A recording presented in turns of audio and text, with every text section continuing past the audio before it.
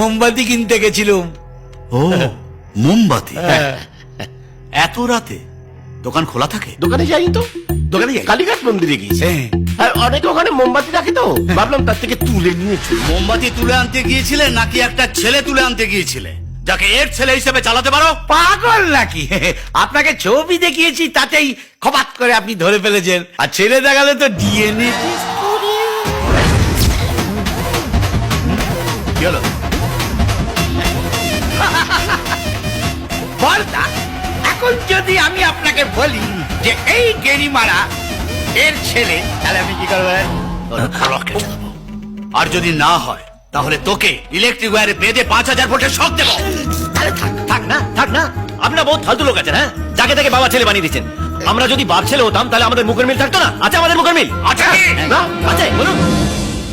আর যদি বিশ্বাস না হয় চলুন, আমি আপনাদের আমার ফ্যামিলি ফটো দেখাচ্ছি। আসুন আসুন, চলো। যাচ্ছি। গেরিমারা কি দেখাবে কে জানে। কি আবার দেখাবে? সব তো পুড়িয়ে দিয়েছি। আসুন আসুন। ওই, এই দেখুন, ওই। 1 2 3। এই দেখুন, আমার দাদু, আমার বাবা আর আমি। দেখেছেন আমাদের মুখের কি মিল? একদম। ছবিতে মা নেই কেন? মাই তো ছবিটা তুলেছে। হ্যাঁ। যাই বলুন দাদা, ছবিটা কেমন যেন সিনেমার পোস্টারের মতো লাগছে। এই, এটা কি সিনেমা হল যে তুমি সিনেমা পোস্টার দেখছো? সত্যি আমার না মাথাটা খারাপ করে দিল। মেহবুব, তুমি একে ঘরে নিয়ে যাও, রুমে বন্ধ করো গে।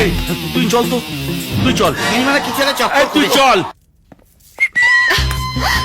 হে, আদি আদি, এসব কি হচ্ছে আমি কিছু বুঝতে পারছি না। Totally confuse. দেখো, আমি যে তোমাকে ভালোবাসি সেটা হেড অফিসকে জানাতে হবে। তাই তোমাদের পুরো ফ্যামিলিকে আমাদের এখানে তুলে নিয়েছি। তোমার দাদা আমার কাছে বদলা নিতে চায়, আর আমি ওনাকে বদলাতে চাই, যাতে উনি আমাদের সম্পর্কটাকে মেনে নেন। But Adi, you are not understanding. All I understand is তোমার বাড়ির লোকেরা এখানে শুধু 10 দিনের জন্য আছে, আর তুমি এখানে পার্মানেন্টলি থাকবে। হ্যাঁ আদি ভাই, বাথরুমে গরম জল পড়ছে না। দিচ্ছি ওকে। ঠান্ডা জলে স্নান করে নে।